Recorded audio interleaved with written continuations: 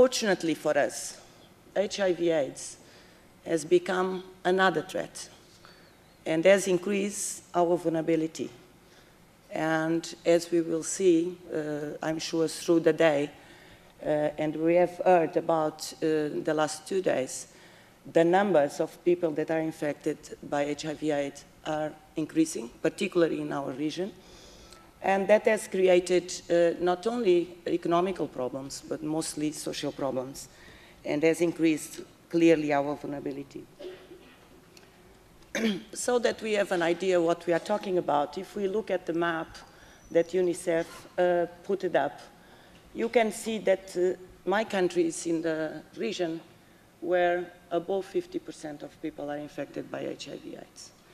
And if you add the age cohort that is most vulnerable to HIV infections, that is really between the 15 and the 40 years old, that is really the productive generation, the ones that's coming in to replace us, then that vulnerability and that impact takes proportions that I'm not sure that we have grasped yet, what it will mean to us. So basically, we are running out of time. And I think this sense of urgency has been there for some time, but it's important that we still reminding us that this is an emergency. It's not something that we can forget. It's not something that we can sleep without thinking about it. It's something that we have to realize and act today, since we did that so much yesterday.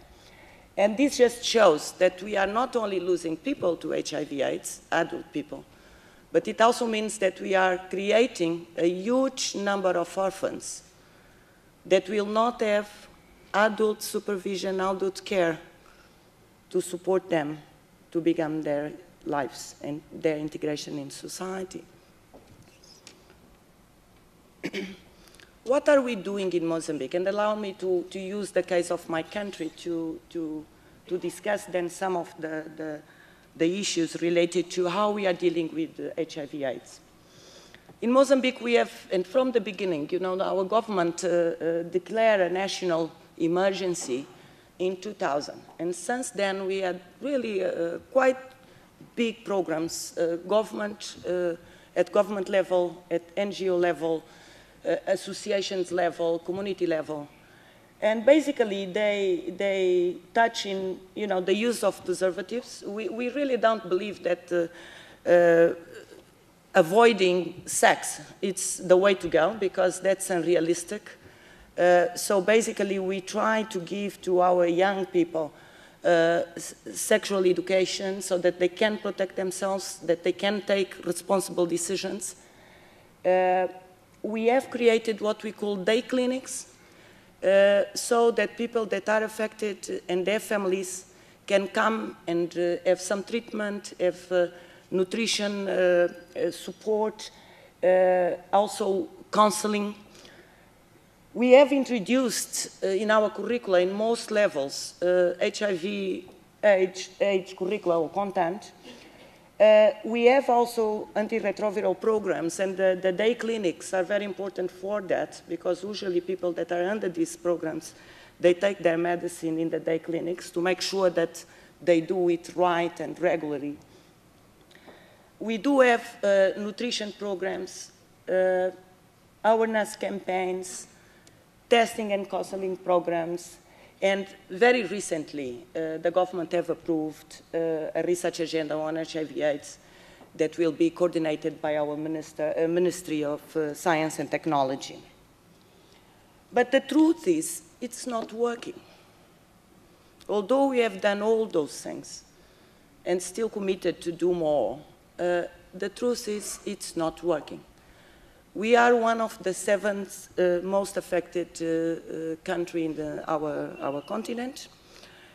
Our HIV prevalence, it's above what was expected. We predicted by 2004 to have about 40%. The numbers now are 16.2%. We have an enormous amount of children already living with HIV/AIDS. We have a lot of orphans from HIV/AIDS-related deaths, and we have even a much bigger number of children that are vulnerable due to HIV/AIDS.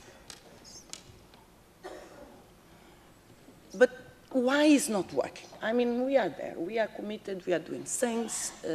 Why? Why is not working? I think one of the problems is it culturally adequate, the way we do it? Did we really understand what are the cultural practices and rights that either promote or not promote the spread of the disease? In the north of the country was the only region where the infection or the rates of infection were lower than the predicted ones.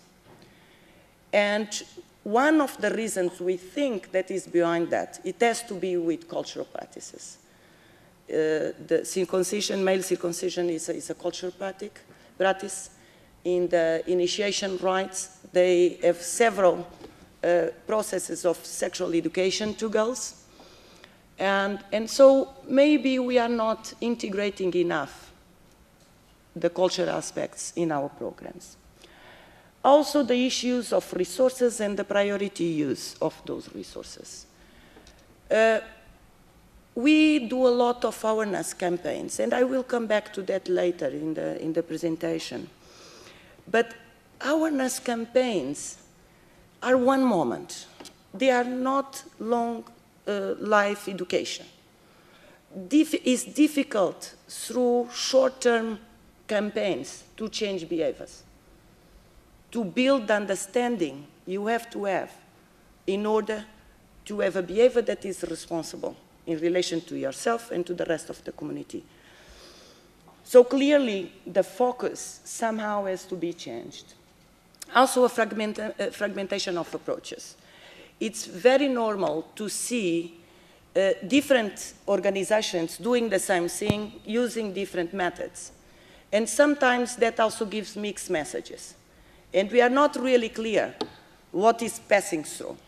And this is something that, although we have a national council that tries to integrate all these approaches and programs, more has to be done on that. Exclusion of crucial actors in the process. One is traditional leaders. 2/3 of my people, their healthcare is through traditional leaders, healers.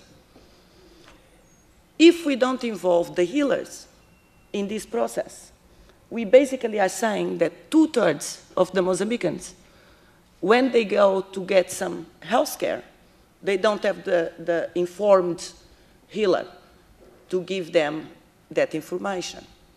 I know it's difficult to involve this group of people, but it's fundamental that we do.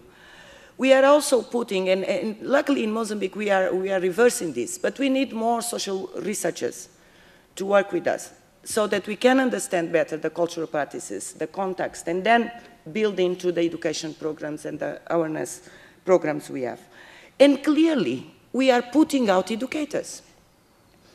So although we are trying to do civic education and public health education through radio, through TV, through papers, through whatever, we are forgetting that it is education. So educators have to be there to give the pedagogy and the didactics that indeed will transform those programs in a lifelong education and continuous education. Another thing that some studies done in Mozambique have come up with, and I think is a very interesting thing, is that most of our programs, and I'm sure in many parts of the world it happened that way, we focus on the individual. We forgot the collective behavior. And the individual can change so much if the community doesn't change too. The impact of any intervention will be much smaller than what expected. So clearly, we need again to look at a different perspective. And that's when I think UDL can play an enormous role